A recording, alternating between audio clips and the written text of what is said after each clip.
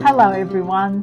Yesterday I posted a video tutorial about crocheting a granny square blanket without the left hand side lean that they can develop. Okay you guys, I've done research and I'm not satisfied. All the research says about blanket slant is that it's because stitches like the double crochet, they say, have a top slope to the right and a bottom slope to the left, but that's not the answer I was after, because some years ago when I did my Atlanticus blanket, Vanessa from Hooked on Sunshine explained throughout that pattern the real reason why a blanket made in the round comes out with a slant. Now, I just cannot remember it, but there was a definite reason. So it's not popping up on a Google search. It just says that it's tension problems, and that's not what we're talking about here at all. So if you happen to know the answer as to why blankets made in the round will slant, I feel like they slant to the left, but the information says it's a slant to the right. I see the kicking out of the bottom. Yeah, see, I go to the left and yep, I see how they say that it's to the right. Let me know if you know the answer. Otherwise, I'll keep looking out for it. And if I find out one day, I will let you know too. The technique that I think works the most to stop that left hand sway up is to start your work on the opposite side every round. Okay, so you're flipping over, finishing a round, then flipping over and start on the other side. If you hear me talk about every second round, what I'm actually meaning there is that every second round will look alike and the one in the middle will look like it's different because it's the back side. Now, if you're using a single color, you will be starting in the same position each time. But if you're changing colors, you can change up your starting corner, which also helps. I'm starting off with a magic circle, doing 2 loops around my fingers because I don't want that center of my work to come undone. So pulling up a loop and chain 1. Now I'm going to show you the stacked single crochet method instead of using a chain as a starting stitch. So pull up a loop, yarn over, pull through 2, so you're making your US terminology single crochet, popping your hook through the center of that single crochet, so you've got yarn on each side of it, pull up a loop, yarn over and pull through 2. So that's an alternative to a 3 chain starting stitch. Now let's get into this granny, and I'm going to show you how to turn and alternate sides as you crochet. So I'm just doing 4 clusters with 1 chain in between.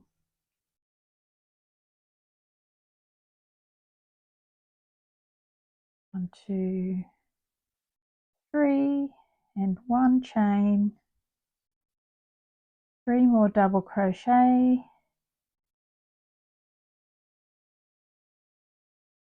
and 1 chain. Now we're going to gently pull the yarn end, and that will pull in 1 little loop. So that's the loop that you know you need to then pull out to cinch in the other loop. So that one goes in first, and then this last loop will be pulled in by pulling your yarn end. Little trick there, but once you get used to it, it's just like riding a bike. Now we are going to slip stitch into the top of this starting stitch, under the V's, yarn over, pull through, then pull through that chain. Now we need to turn our work. turning it over to the back, and see how we're situated pretty well in the middle of that chain space area. So I'm going to turn it, go in, pull up a loop, yarn over and pull through 2 to make a single crochet. Then I'm going to pop my my hook cross loop is hoop. Righto, let's get back to it. I got distracted there.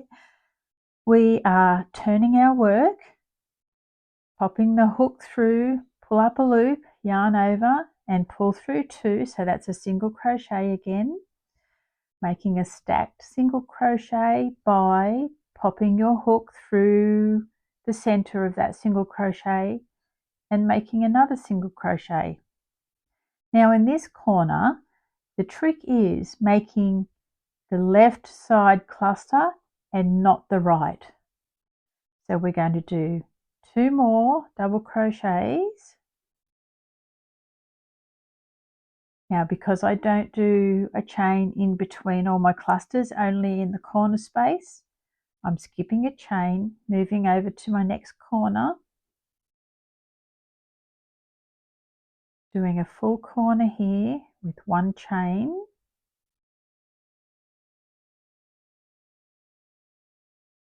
next cluster, skipping over to the next corner,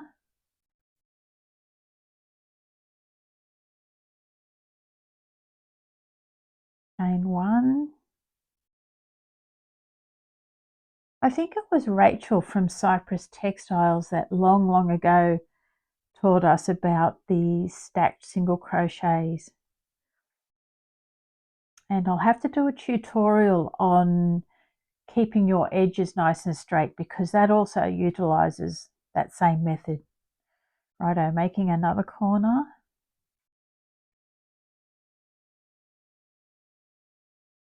One chain, another cluster.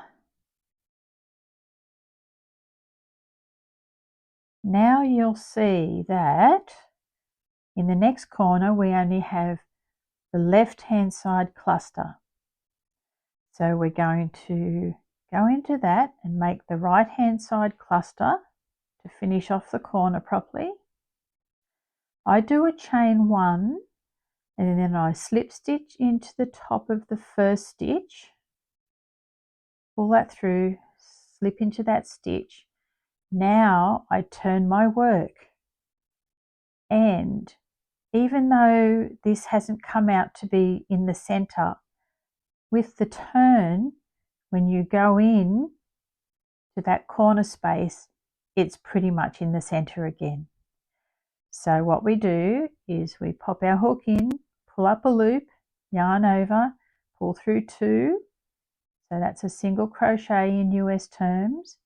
We're going to stack the single crochets by popping the hook through the center, pull up a loop, yarn over, pull through 2. So there we've got a starting stitch in the center of that corner. We're going to do the same thing again. We're going to do the left-handed cluster only. So we leave that. Moving along, we've got a side row to do now. Back to the corner.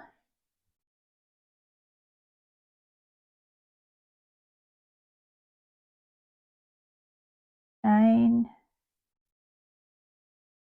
corner, going across our row.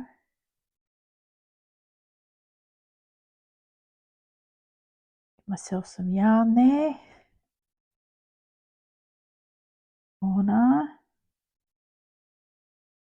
This method is tried and true and really does prevent your work from getting a left hand slant. Now I did used to know the reason why the slant would happen, but do you think I can think of it right now? Okay, across the side.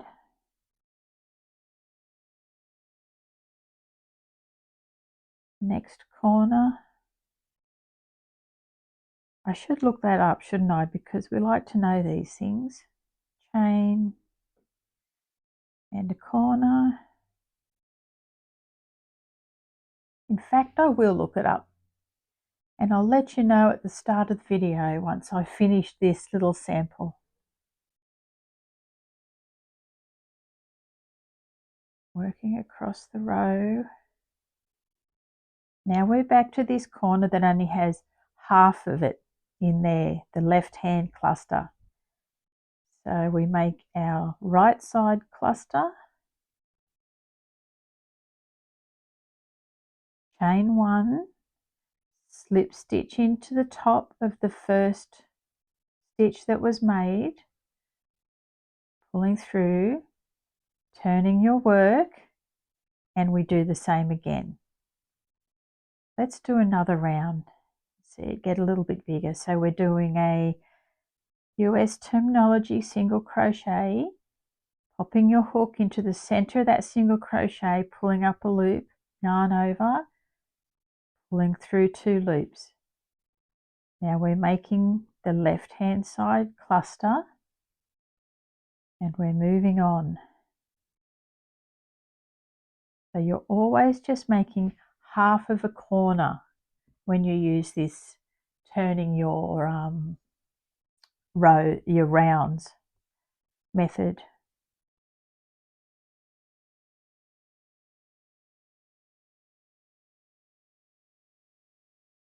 Another corner,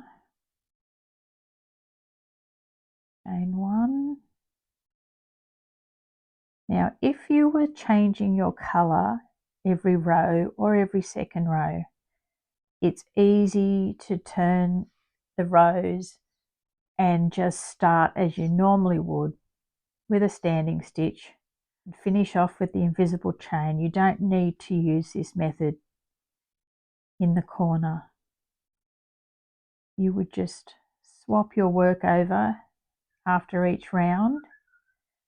Don't forget, you can also start in different corners. You don't have to start in the same corner when you're doing a multicolored granny square. Mixing it up helps also to prevent the sway up that can develop.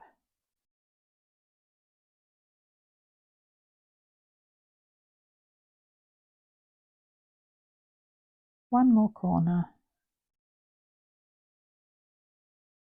I don't do a chain in between my clusters except on the corner, and I only do a single chain there too. I'm a little bit different to most other people. I just like my work not to be so gappy and holey looking. I prefer the compactness of this.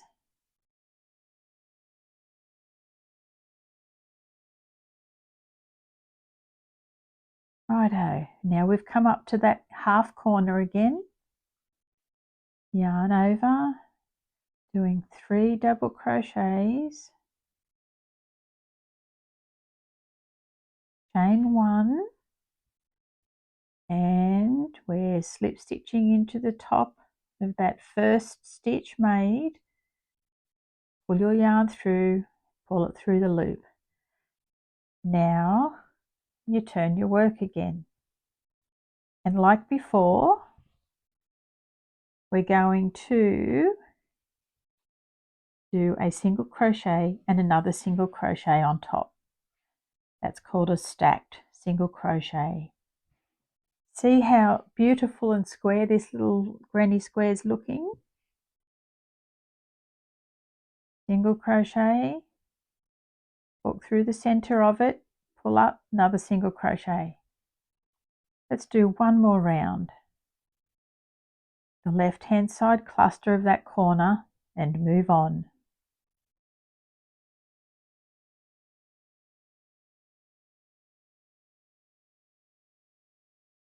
Need to pull more yarn out, don't I, before I start? It uses up way more yarn than you expect. I thought what I had out would be enough, but not at all. Okay, into the corner.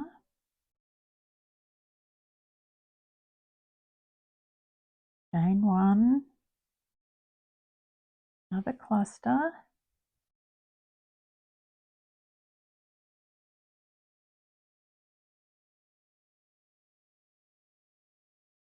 building our sides up now. 1, 2, and 3 clusters across the side.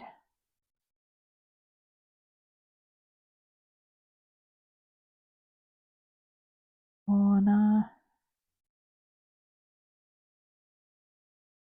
In a few videos' time, I am going to do one on tension and discuss the way people hold their hooks, how that affects tension. I've done some research. A few of you would really like to know how to create good tension or consistent tension. It certainly is a practice thing, but there are a few little tips that can help you on your way. But I'll finish this video, then I'm going to do the little hexagons that some people want to do for their temperature blanket. That's the next one in the lineup.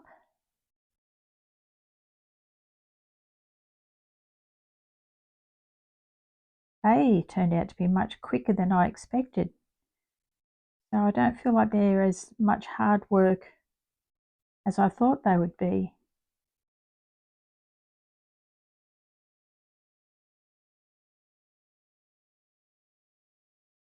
Righto, back to our beginning corner, popping in our right side cluster.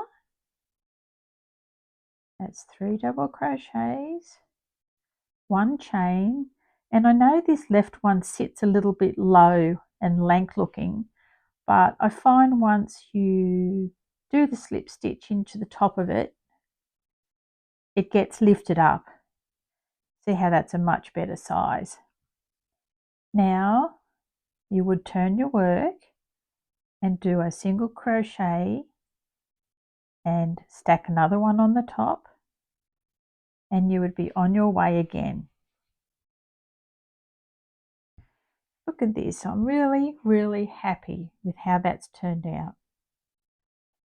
I'm really sorry that I didn't add this little tutorial into yesterday's video. That was really remiss of me. It was just a silly jilly moment. Totally slipped my mind. Anyway, I hope that you enjoyed it and it was really helpful, and you can go off now into the world of making beautiful square granny square blankets. I will see you in the next video very soon. Bye for now.